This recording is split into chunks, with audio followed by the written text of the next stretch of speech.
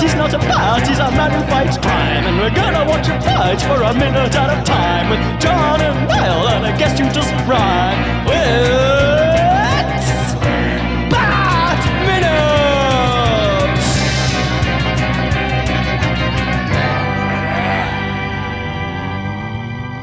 Attention, citizens of fair Gotham, and welcome once again to Bat Minute and Robin, the show that is all beauty, no beast.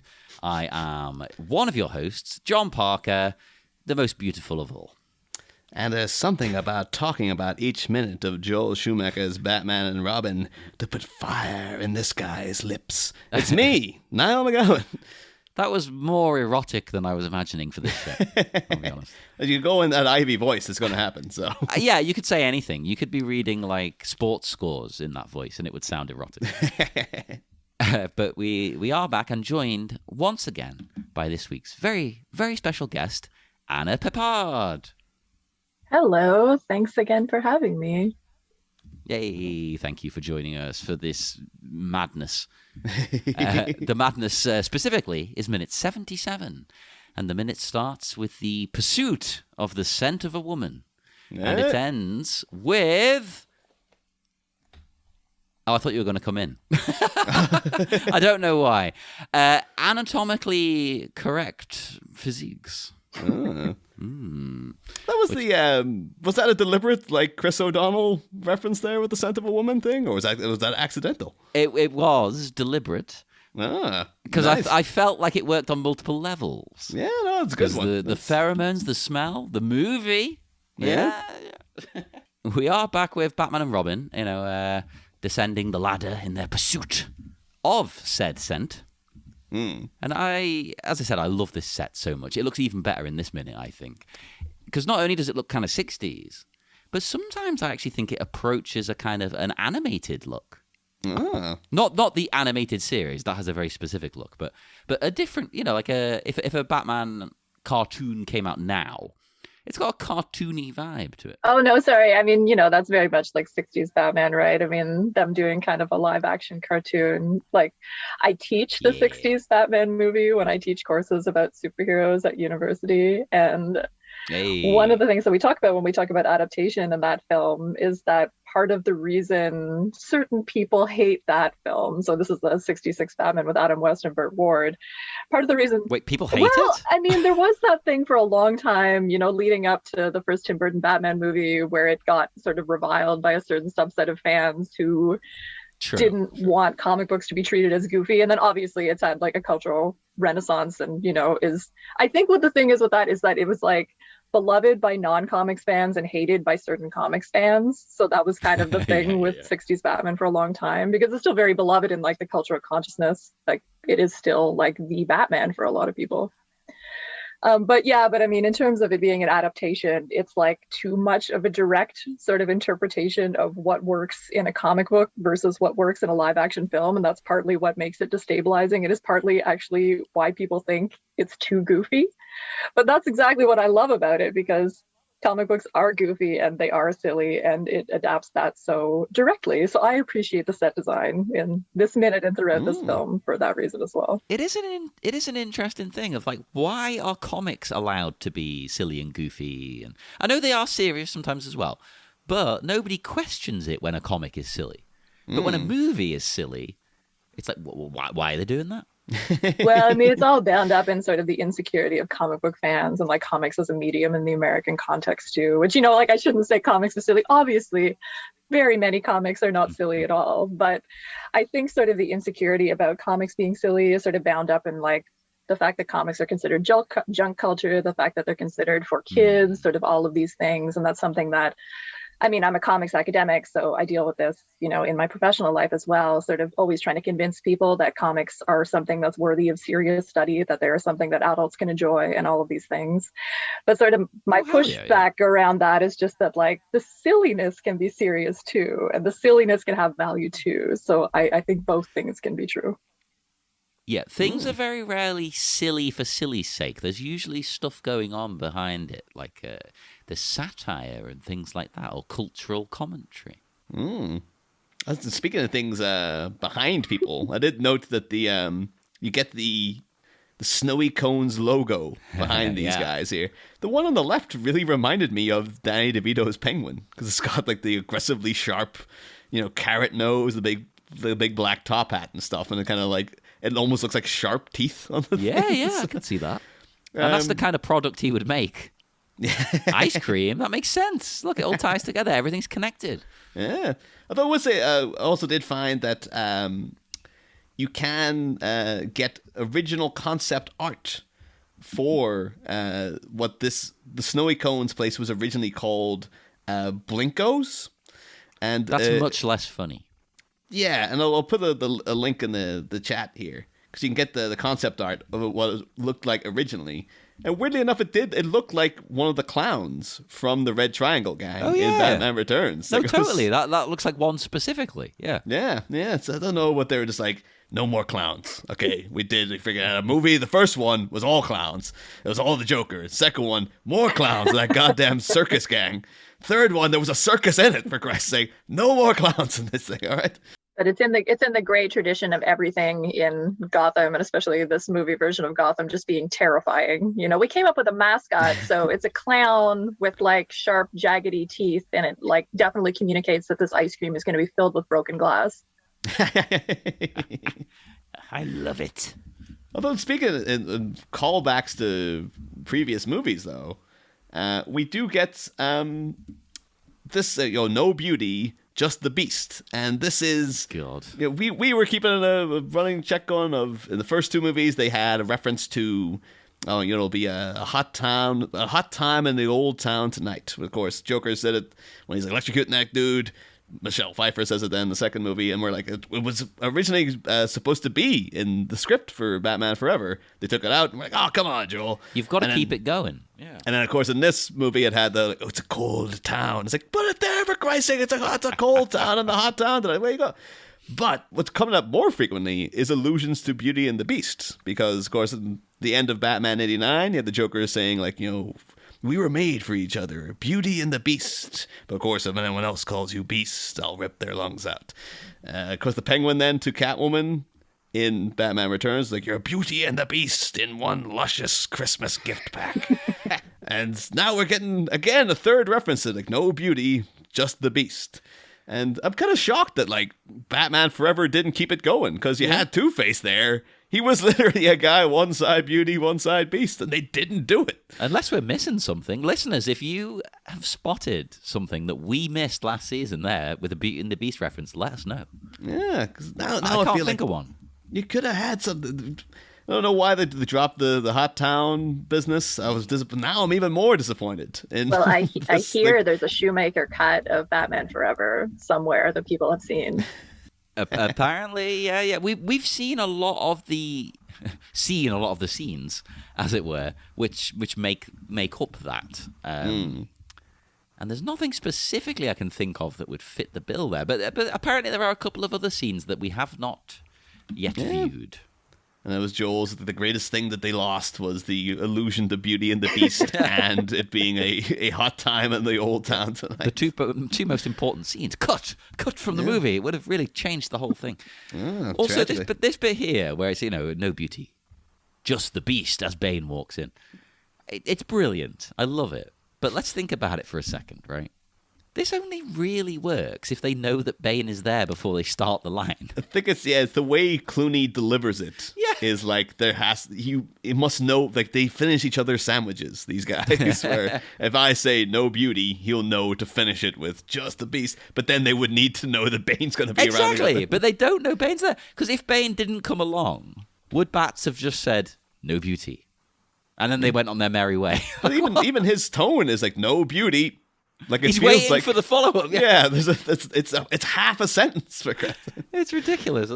I love it, but it's stupid at the same time. No. Like this whole movie. Movie. In fact, when he comes down the ladder at the start, and he can't see Ivy anywhere. He doesn't look very hard, does he? No. Some detective. He just gets down the ladder and he's like, well, she's not here. Yeah. I don't know. I mean, it really is a Batman who's like, you know, he's just doing this for fun now. It's just like, I'm not going to put proper effort into this. It's like, a hobby. Yeah. It's like previously planned to just poke his head down, go like, no, she's not down here. All right, let's go. But, maybe he's got to get home, and catch the game on TV. That's like another way that, as I think we talked in the last episode about like the genuineness of Arnold's performance as Mr. Freeze. And it's just, that's like such the difference between Adam West Batman and George Clooney Batman, right? Which is a huge reason why this movie doesn't quite work for me on a camp level as much as 60s Batman does. Because Adam West Batman is always genuine. He would look around and like really be putting his all, because when you just follow, because there was a coolness to Adam West Batman too, where he always knows what's going on and he's always on top of things, except in certain moments of vulnerability, like involving Catwoman, for instance. But at the same time, like he always puts sort of that effort and emotion into it. And I think just the coolness of Clooney, it's just not right. He's just not putting the requisite passion into those. Like, I think the only thing that could have made this movie worse would be if Val Kilmer stayed on, because I think he would have played it even more straight. That's Kilmer's thing, was that he was just so dead inside. But in a way, would that not be... At least that's a choice. At least that's something. And it would kind of make the silliness seem even more silly. That's true. Whereas Clooney's doing that thing of like... It's almost like he's looking at the camera and going, I know this is stupid, right? Yeah, there's just such a like, smirk. there seems to be like, just like a embarrassment to Clooney that I just like Val Kilmer. My defense of Val Kilmer Batman is that he's very much like a himbo Batman. And I think that could have worked within the context of this movie a little bit better than Clooney, although it still wouldn't have been ideal, but it would have worked for me a little bit more, I think. Yeah, it's something at least. Yeah. I finally saw the Val Kilmer, like his homemade documentary. I haven't seen we it need to yet. review that on the show. And it's a segment, obviously on Batman in it, and it irked me somewhat because he came out with a thing. Like, it was nice to see like this footage of him with his little kid on a Batman Forever ride and stuff, and it's like, oh, that's sweet. And there's like, it shows you old footage that he made as a kid in the 60s where he hand animated the opening to the Batman, the 60s show. He just recreated that, and you're like, Val Kilmer would be the guy to recreate that running towards the camera thing. Like the next time that was ever done was in Batman Forever. Aww. But he comes out with that thing where we talked about it last season, where he's like, yeah, I did enjoy playing Batman because once you're in the suit, you can't do anything, you can't hear anybody, and you can't really express yourself. And so Jim Carrey and Tommy Lee Jones were getting to go really crazy, and I was just sort of trapped in this rubber outfit, and it was terrible. And you're like, not only is that like, that's his whole excuse for why he didn't really try in the movie and stuff. Okay. And it's also like, other actors have done it, Val. And two, you're like 70% of that movie, you're Bruce Wayne. And you're not wearing the suit. And not only are you not wearing the suit, in the script for Batman Forever, you had more to do as Bruce Wayne than Michael Keaton ever did. And yeah. So it feels like that's an excuse he's come up with of like, yeah, that's why I'm like that in the movie. And it's like, I think it was just that you were an asshole and said Val. And, the whole documentary is very easy on him because it's just because obviously, he's going through a tough time and you don't want to be, you don't want to punch down. Yeah, but it's, so just now that what's fresh in my memory, I will say that now Val Kilmer's come out again and said his piece. It's like, I don't believe you, Val. I'm still thinking we're not getting the full story of why you portrayed Bruce Wayne that way and like what was happening between you and Schumacher, because one of you now is dead and the other guy's coming out with this like, oh yeah, it was because of the suit idea. And it's like, I don't believe it like at I'm all. sure that was probably a part of his frustration, but it's not the cause. Like, I'm sure it's an annoyance. You think you'd be more like, okay, so while I'm tell what's going on. Well, I'm not in that thing, I'll be acting up a storm elsewhere. Yeah. And then it'll create a natural duality between me and Batman, where Bruce Wayne is very lively, and when I'm in the suit, I just have to be like this the whole time. And he's just Which like, no, I'm going to play it Yeah. exactly the same both ways. And neither of them have much life about them. But anyway. We get the same problem here. Clooney's Bat is the same as his Bruce. There's no difference between the two. They're not different characters. You would know that Bruce Wayne was Batman in this film. Well, how do you feel about Chris O'Donnell's Robin? Because I will say the one thing I do like about this scene is the way he's bringing some of that Burt Ward Robin energy, in the sense that he's kind of the wild one. You know, he's just running at Bane with reckless abandon, which the thing that I love about Burt Ward Robin is that he combines this kind of like youthful innocence with like a truly murderous streak. He's just like recklessly murderous. And I feel like that is so funny. Like, I never get tired of it because he's so goofy, and yet he's very like violent, and I love that about it. And so here, like having exactly, like I think that that's sort of a callback to that, you know, having him be the one that just rushes at Bane recklessly, and I did like that as a concept. I've got mixed feelings about Chris O'Donnell in this role in general, but I liked that as sort of a reference to that legacy. I think doing it minute by minute has really made me come around to him. Throughout these last two seasons, I've thoroughly enjoyed Chris O'Donnell, I'll be honest. I think it's like his performance is it's more the way the character's written is the problem. Yeah. Him as an actor is totally fine. Like, it's like, I get, you know, I don't get the we had a whole thing throughout the seasons, Anna, where like last season, I was baffled to find out that apparently Chris O'Donnell is regarded as like a super hunk in the 90s. Look at him. Of course he is. He's Mr. 90s I remember him being a super hunk in the 90s, yeah. He's the sexy 90s guy. Did you regard him yourself as a super hunk, or was it just like, oh, it was just in the cultural ether? He's never really been my type. And I mean, that's kind of where I'm coming at in terms of me not loving him in this role. He's too beefcakey for me in this role. And that's not really my type, but like also I like a more femme Robin, you know, a more slight, more fluid, a little bit more gender deviant type of Robin, which is what Burt Ward is in the original. Like not the original, but like the 60s Batman.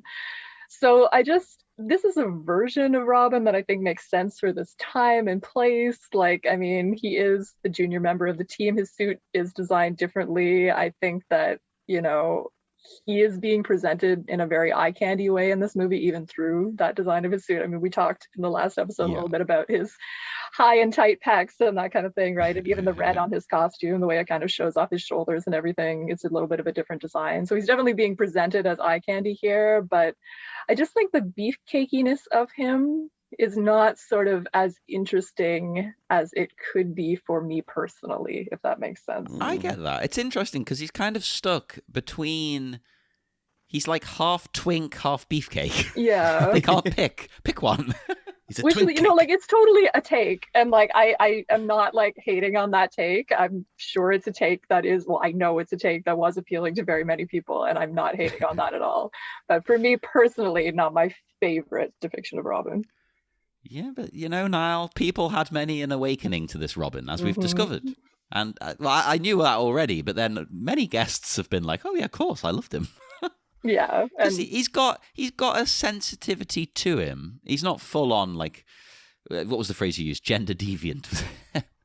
But you know, he's got like a femme quality, I think. Like for the 90s, you know, he had an earring in the last movie. Yeah. That's very femme.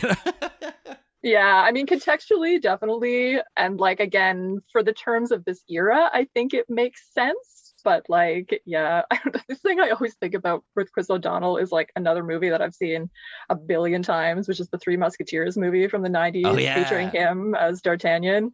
And I just always think about him from that movie. And that is kind of the D'Artagnan role, but I just hated him so much in that movie. I was like, everybody else is so fun, and D'Artagnan is just here messing up all the time. And he was kind of there for me to hate him. And I was always a little bit perplexed that, like, knowing he was supposed to be the star. I get that, totally. And I really liked what you mentioned about him rushing into the fight, because it's a great fight he has here, because Bane just annihilates him. And I find that fascinating. It's not even a contest. That's the thing, though, because this is... I'm really good. If I ever get Chris Nolan cornered, I'm going to have to be like, all right, man, let's fess up, okay? Because... you know, the original, that's a big moment now. You're going to get the showdown between, you know, eventually Batman and Bane here. Big thing happened in the comics in the 90s. And that fight, but the first fight between them happened in the Batcave. Yet, you know, and here it's happening in a little metal walkway, you know, underground. And, you know, it's all this sort of, you know, industrial looking kind of surroundings and whatnot. And then Chris Nolan, when he gets around to doing The Dark Knight Rises, his first fight between Bane and Batman is in a little metal walkway underground in an industrial setting. And the same thing, like, at one point in that fight, Batman goes to land a punch and Bane just grabs his fist midair and kind of pulls it back and stuff. It's exactly what happens in this fight. Well, we've discovered that Nolan has stolen these past two Schumacher films completely. And this is just like, so you're going to try to reinvent the whole thing. It's just like, oh no, the first fight between Batman and Bane is essentially a recreation of this fight between Robin and Bane, and eventually Batman. It's like, what if we did it but serious? Which does that make it better or not? I think not, in a way. Yeah. I do kind of want, though, to be like, someone's bound to have done the dub now of like Jeep Swenson's Bane, been like, oh, just robbed you of your strength. Victory has defeated you. And then throwing Robin back off the stairs. No, please get on that right now if that doesn't exist.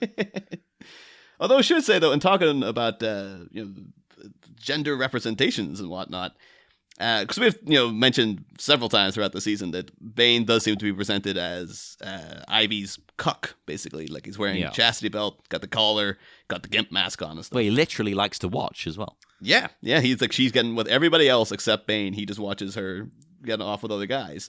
But Bane as a character in Nightfall, in that original arc, it's impossible not to acknowledge the homoerotic, subtext of him. Where I don't know if you any thoughts on Bane's homoeroticism, Anna, or is he not a topic you've breached? I haven't read the original Nightfall story, so I don't want to comment on it specifically. I only kind of like know of it and kind of know some of the context surrounding it. But yeah, it's hard for me to read that much into this portrayal of Bane in this movie because he's just like, I love that reading that you're doing of him, that he likes to watch and with the belt and everything that's clearly there. And yet he's such a non-character. He's just kind of like an inhuman monster throughout this movie. So it's hard for me to kind of get a lot from him.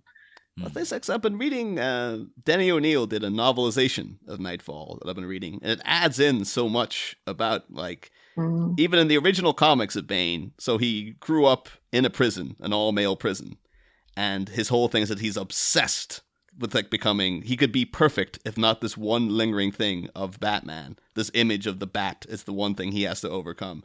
And so when he breaks out of the prison, bodybuilder body and whatnot, sneaks into the warden's bedroom at night naked to kill him, and then it gets over and he's got the luchador mask of wrestling itself, very homoerotic. He's wearing a full-blown like bodybuilder's tank top thing, and it's his whole he is obsessed with Batman. The only thing he wants to talk about is Batman. And in the novelization they have things where it's like he's overcompensating. Like every night he arranges for 6 prostitutes to be brought to him, and then he's actually impotent, and he ends up killing them all out of frustration. And it's alluded to that it might be the venom that's doing it, but it's also this thing is just like he can't get it up for 6 women coming in, and he can't do anything with them. But he's all about Batman, and of course Batman himself being this queer icon, it almost seems as if Bane is a guy with repressed homosexual urges who thinks he can be perfect if only he can destroy the symbol of homoeroticism and queerness that is Batman, basically. I see that. Yeah. And it's very much a kind of like reading it that way. It's just the way, because people commented, like, why does Bane look so ridiculous? Like but almost if you interpret it that way, it's like, well, there's no other way he could look. Really, they're trying to make him look as homoerotic as possible, if that was to be the intent behind him. Well, I mean, he's like an excessive, exaggerated performance of masculinity. But I mean, that kind of relationship between Batman and his villains often has that subtext to the extent that they're intimidated by his performance of masculinity and obsessed with it and their own inadequacies. That's common to villains, though, sort of, throughout the superhero genre, but it particularly gets articulated with Batman just because he is so hypermasculine. And I mean, his hypermasculinity is kind of what feeds into his queer context because he's overly performative. But among superheroes, he certainly has that hypermasculinity thing. I mean, he's the superhero who dresses in black and everybody else is in bright colors, right? I mean, he's always had that going on. I mean, whether he's gray or blue or black or whatever, certainly in dark colors. Yeah. It's almost be like curious then to go in, because obviously in the aftermath of Bane breaks Batman's back. And then, of course, Batman gets replaced by Jean-Paul Vallée. And he's too hyper masculine is his problem. Like he's a toxic masculinity oozes out of him. He's so relentlessly aggressive all the time. So I'm just trying to almost kind of want to reread Nightfall into looking at that angle. Like, what are they trying to say about Jean-Paul Valley then? If Batman is to be interpreted as a queer character, this guy taking over for him being too hyper masculine, what's that trying to say and stuff? But well, maybe he's the toxic straight male kind of figure. Guess. Like, look how this harms people, including themselves. Yeah. Well, there's multiple things that go on because it's sort of like, because that's what's interesting and complicated about superheroes is that there's conflicts that they embody conflicts just from the basic fact that they have like a secret identity and a superhero identity for the most part, but like also just the way that, because it is that thing where Batman represents hypermasculinity and that can veer into queerness because it's overly performative. But the other thing is that Batman is hypermasculine in part because he's able to control those contradictions and he's able to control his emotions and he's able to control all those elements of excess and not be overwhelmed by them. Because you see a similar thing happen with every time somebody else tries to replace Captain America, with the exception of like Bucky and Falcon to a certain extent. But, someone like US Agent trying to replace Captain America, it never goes well, right? They just don't have the same kind of like sense of self-control and they get sort of taken over by the obligations of that role, and then they often end up being very sort of like excessive in ways that connote femininity in certain ways, like the same way that villains through their melodramaticness can connote a type of femininity. So it is that hypermasculine ability to kind of control oneself, like both in terms of the body and in terms of the emotions, that is sort of part of what goes on there. But again, there's multiple ways to read that. It's very contradictory and complicated and open to different interpretations. If you ever do Super Sex 2, yeah, I think we need to cover it on the Patreon now after we're done with Dark Victory. The thing is, we probably could, but I think Nightfall went on for like years. Like you're right. Huge undertaking. Like I didn't even think of that. Actually, hang on, no, bad idea. Back up. I never said it. Never happened. But yeah, so we get Robin gets obviously flung behind Bane here. And then it's down to we finally get the big match, the match of the 90s, Batman versus Bane. But it doesn't have any of the weight that you usually do because this version of Bane is he's just muscle. Yeah. But one thing I do like is much like with Robin a second ago, he just destroys Batman. Like Batman doesn't get a single thing in. No. He kind of fends him off for a little bit, but then he just gets annihilated. I don't know, there's this too scene like he has the kick to the head. But even that it just looks like a bad move. It's like that little kick's not going to do anything. But no, look and at the size of him. Like it's just this is a thing that you would need to have. Like all gadgets, all go.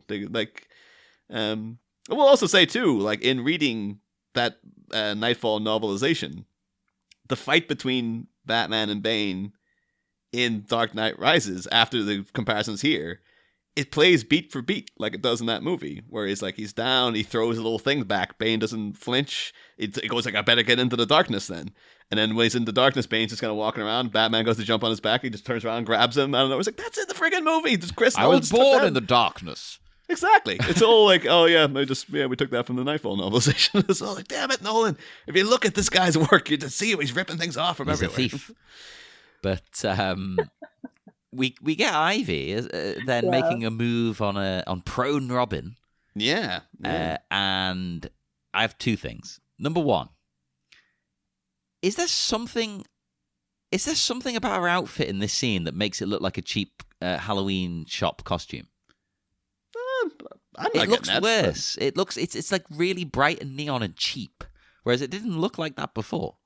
I don't know what it is. I have real mixed feelings on it because I did feel that as well, and yet part of me likes that because again, it is sort of like a 60s Batman thing where like there's something sexy about it to the extent that it feels real because it's not good.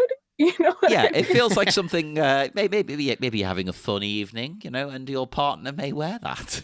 Like it's something you could actually get and wear because it's basically just a spandex bodysuit, right? Because there's something about the sexiness of that is like touchable versus like if you're in like the huge rubber suit, like whether it's the rubber suits from this movie or kind of like the armored kind of suits that they design for the superheroes now, they're so untouchable, right? And I mean, there can be a fetishization to that, like which is played up, to 11 in the Schumacher movies. People caress Batman's fake pecs all the time. Which, like, that's interesting, but at the same time, it definitely like shields the real body, from our ability to kind of view and touch it.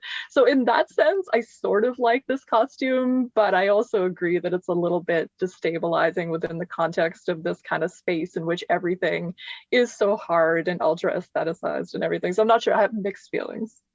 I agree. Yeah, I don't know what I think. I like it, but there's something off. I don't know. It doesn't match the other costumes. And this is coming from someone who has a Catwoman costume behind me that it's very like this. It's cheap and revealing. So I get it.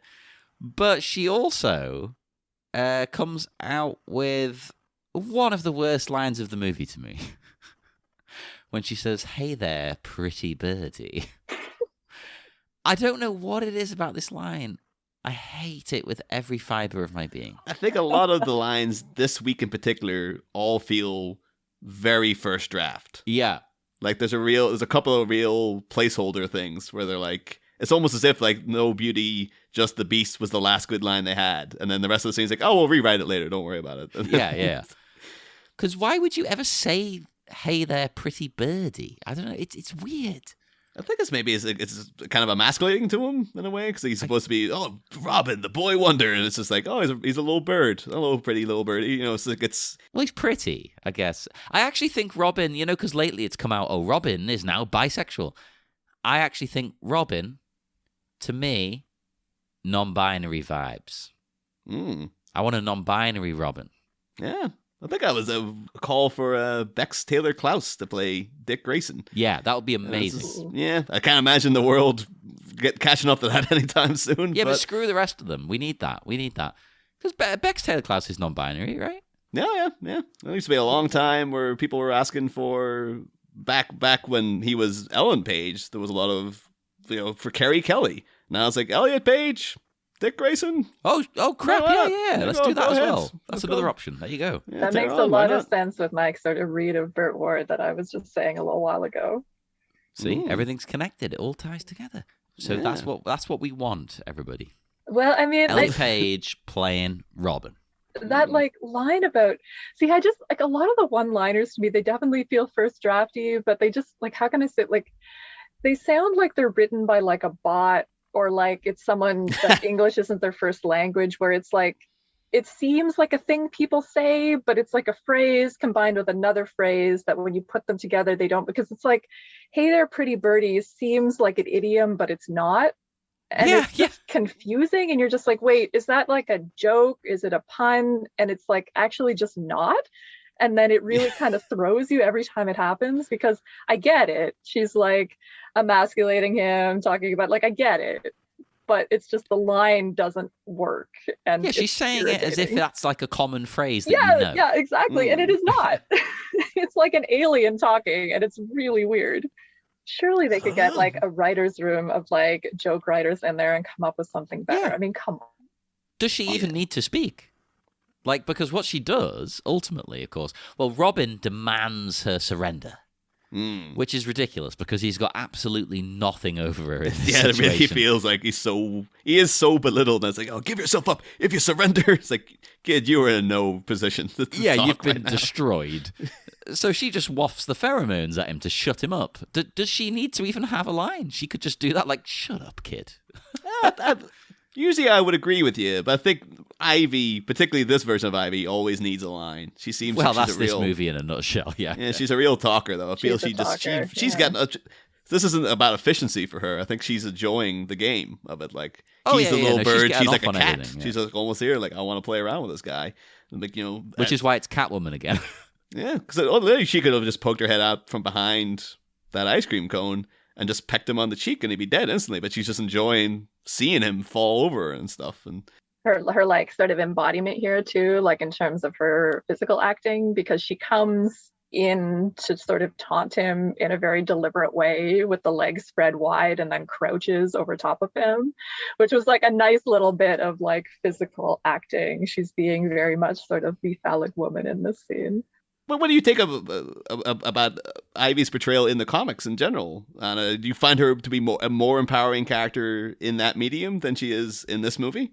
Yes, and that's an easy answer because of the ways that her power is more disruptive of, because I mean she has this kind of plant-based power which is like very resonant with femininity, right? And I mean I could imagine a different version of this movie in which she was sort of threatening the city kind of with plant life, and that would sort of articulate her power a little bit differently here. Whereas here, I feel like she's Poison Ivy, but she's kind of doing Catwoman, which the two of you have kind of brought up a couple of times, that she's doing kind of like this phallic woman performance thing, which Ivy can have a little bit of in her other portrayals, but like it's not the same type of female or feminine threat that I think she represents in some other contexts. You know, because she has to represent a true alternative to what this space is. And, you know, kind of the idea of plants breaking through the concrete of Gotham and threatening to take back that world and change it into something else would be a different kind of threat than just, I'm gonna lean over you and threaten you with a kiss. We'll say that we've talked a couple of times about the way that Ivy's presented in terms of her outfits and whatnot, is that it's all implied sexuality as well. Like she's literally covered head to toe in this particular outfit. It's very, very tight though. Yeah, but it does also have that thing of like, because I've got here, I'll also put this in the chat, the concept art for what Ivy's outfit was originally supposed to be. Concept art by a fellow called Miles Tevez. And they... Oh, okay, that is different. They've leaned in. People can't see it. Like she's got the entire front. It's got a big strip down where you right past her, nearly down to her crotch, basically. Yeah, it's all flesh. Then it's got spikes like a cactus. I like the spikes element. I actually think that would be quite a cool thing to put on this character that we've got in the movie. But she's got the same collar as she has in this outfit. But then she actually does have. She joins the club. Very pronounced nipples. Huge spiked nipples coming out of her boobs and stuff. And those heels, Jesus Christ. Yeah, aggressively like almost like it's almost like an alien looking outfit she's got on. It's like it's very, very, very aggressive. Yeah. And it's much more sexually aggressive. I want more Ivies though to be spiky. I think that's pretty cool. I genuinely think don't have her as revealing, but take the spikes, put that in. Yeah. I don't mind this as a character design in theory, but I have mixed feelings about it for that because there's I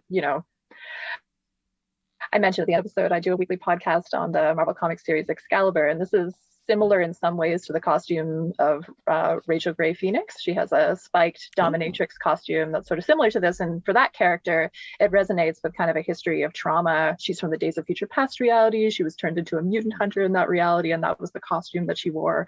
And so she keeps that costume to kind of communicate that history of trauma and how she's taken ownership over it, but also to communicate kind of her untouchability. There's sort of a sexual subtext there that's important. So there's ways that you can do that kind of costume and make it a really sexy costume that have a lot of meaning. I would have mixed feelings about it for this character. I do think that that would kind of work with this portrayal of Ivy, but there is also something very threatening about kind of her comic book version where she's just kind of walking around barefoot, covered in plants. And, there's a kind of threateningness to that because she doesn't need this armor to be powerful, right? That's not the nature of her power. Her power is the more kind of feminine power. And that's part of what makes her interesting and scary, if that makes sense. No, I think that's fantastic because, she doesn't need to be physically imposing. She's going to get you and defeat you in other ways. Yeah, I mean, like I always do prefer, like more of a au naturel Ivy. Like I know it might seem like because she's nearly naked. It's like not because of that. No, but the context of that, yeah. Yeah, but like it's because in the New 52, they had her in this, the black body stocking with the green kind of patches of moss over, and I hated that outfit because I just had the black and green just didn't, to my eye, didn't work well. It's just like it's too much of a clash. And also, it's like, she's in a body stocking with boots and stuff. And it's like, no, Ivy needs to be... Her whole thing is that she's like Earth Mother. And she needs to be barefoot. She's a dirty hippie. She's got that kind of thing too. Like she doesn't. Yeah, again, she doesn't need the clothing. She needs to be like she can kick your ass, take people out while not wearing any shoes and stuff. So that's kind of part of her appeal as a character. And if she needs to cover up, she can kind of have the plants do that for her. Because it's one of those things where it's like, I'm totally good with the character being sexy. She's a sexy character, and that's part of her power. But there's different ways to be sexy. And for me, this Ivy is oftentimes sexy in the wrong way. And I don't mean that in a judgmental way. I think that this is a version of a character, and I know it's a character that a lot of people like. And I actually do like Uma Thurman's performance in the movie. But at the same time, it's not resonant with the type of sexuality that I would normally associate with Poison Ivy. I like that, yeah. Well, then she does something even more sexual, because obviously Bane smashes Batman down to the level below, but then Ivy moves over to Batman and caresses him and says, "There's something about an anatomically correct rubber suit that puts fire in a girl's lips." Is that right? I liked her different body language when she seduces Robin versus Batman. Like she does the very kind of like straddling Robin in a very kind of powerful pose. But with Batman, she swoons into his body and sort of seduces him in a very different way. And again, I thought that was a nice kind of bit of body acting in terms of what the dynamic of Ivy and Robin versus Ivy and Batman is. Like she knows what's going to appeal to Batman, and it's different than what's going to appeal to Robin. Robin wants this like dominatrix thing and to surrender to that, and Batman wants kind of something a little bit different. He's like kinky in a little different way. Yeah, to Robin it's like, oh, this is a woman of experience. And Batman's like, no, I'm experienced. Because she lies down next to him, right?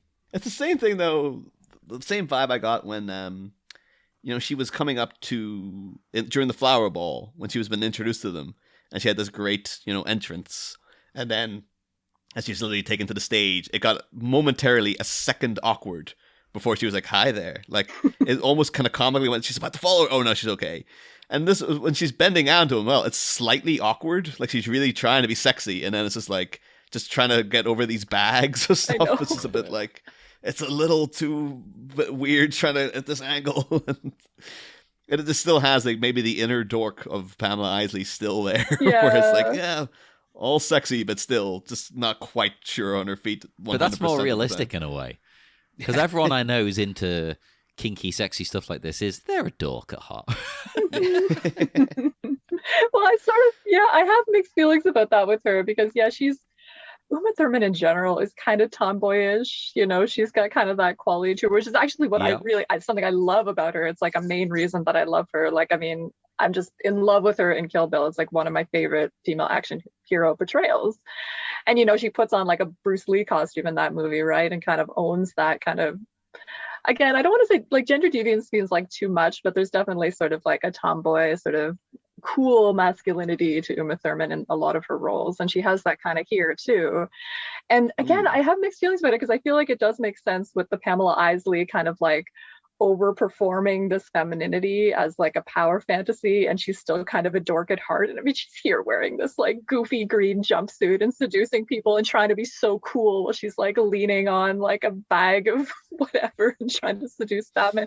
And there's something very identifiable and like almost cute about that I do like, even though again I don't know that it's resonant with like Poison Ivy as I think about her in other mediums, but it makes sense for me in the context of this portrayal, and I do have a little bit of an affection for it on that level. I agree. I love it. And my other question with this bit is, like, is this anatomically correct? Is it correct to George Clooney? There's no chance he has these pecs, is there? Come on. There's a lot of kidding around, apparently, backstage, like in the making of, because I think Joel Schumacher said that when Val Kilmer and Chris O'Donnell were out doing the suits together, he was like, we made sure both cod pieces were identical, but because Chris is shorter, his looked bigger to the naked eye, and so it was a whole thing. And then, like, apparently when George Clooney came on the set, he said to Joel, like, the first day, he's like, I want you to tell people that I fit into Val Kilmer's suit perfectly, but you had to take out the cod piece of it because it's obviously so big. Oh, that is so ridiculous. That's amazing. That's toxic masculinity right there. I think the Clooney, I think he was just joking around because you see him on set constantly talking about like, yeah, I understand Chris has been tipping the. He's the joking cod piece around, guy. but I think there's a kernel of truth at the heart of it. He probably was like, well, I don't want to be embarrassed. Oh, well, yeah. As well as he's like, I don't want to be the smaller cod piece. Why would I want that? Even though that doesn't really mean anything, Yeah. Things can be deceptive. Not the length of the tool. It's what you do. A rubber codpiece doesn't accurately represent like his anatomy. Like this is blowing my mind. Yeah, I mean, we all know, of course, that medieval codpieces were completely correct to the person wearing them. When kings wore a codpiece, that was their actual penis. Mm-hmm. I should ask though, Anna, because I know you did. If you couldn't get this scene, you wanted to talk about one of the suiting up sequences. You seem to have like a very. Do you have something particular you want to say about the suits? That like did they put a fire in your lips when you saw them as well? I mean, I'm interested in it. I'll put it that way. I mean, okay, well, I have written an award-winning essay about superhero penises, actually. Oh. I did an essay for the Middle Spaces about the Vision's penis, called The Whole Division's Penis, which I won an award for last year.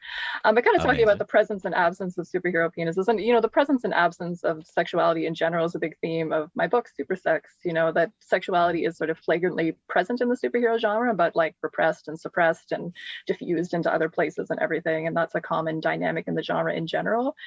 But yeah, like this fits in with the long history of like anxiety about superhero penises, like in live action adaptations. Like, I mean, going back to Batman 66, I mean, Burt Ward talks about in his autobiography, like all the different ways that they tried to reduce the visibility of his penis. They're like putting ice packs on him. They're putting him in like 3 pairs of underwear because they just didn't want it visible at all.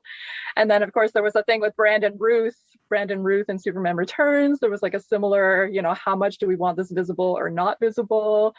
And just the anxiety about that is fascinating because what do you want? You want these male superheroes to confer a certain virility, but having like their anatomically correct body visible is threatening in a way too. And it's all bound up in, the way that we think about the relationships between like power and penises and like phallic power, and sort of the idea of like the phallus is getting very Freudian, but like that is very different than sort of the reality of the penis, which can never live up to that ideal. So that's like kind of what a codpiece is. It's sort of like articulating the idea of like a penis being able to live up to phallic power. And so like all of these kind of like debates about like, should it be visible? Should it not be visible? How much should it be visible? How much should it not be visible? Like there's no right answer to any of those questions. But the fact that it's like such a deep anxiety is very fascinating. That's something I've never really considered, but it makes perfect sense. That when making these movies, people have sat down and gone, how much can we show? 100%. Oh yeah. Because if you do it, like if you just get that actor in the costume from the comic book, you're going to be seeing a lot. Mm-hmm. And maybe they don't want to show that much. But then if you reduce it too much, do they feel like they're emasculating them? Like you could tuck them like a drag queen. Interviews with Chris O'Donnell where he's talking about it now. And he says like, oh yeah, at the time people were joking around about it because it was Joel Schumacher, like openly gay director making this, and it's like, oh, people were focusing on the cod pieces, and he's like, I never really thought about it at the time, but he's like, now I look back in photos and I do see the bulge, and it is a bit weird that like, why was there a bulge there? Like, why did he do that? Well, it's the same reason for actual medieval cod pieces.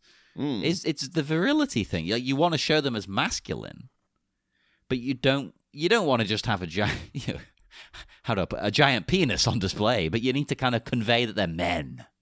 In Batman Forever, too, who designed that Robin outfit was Alfred.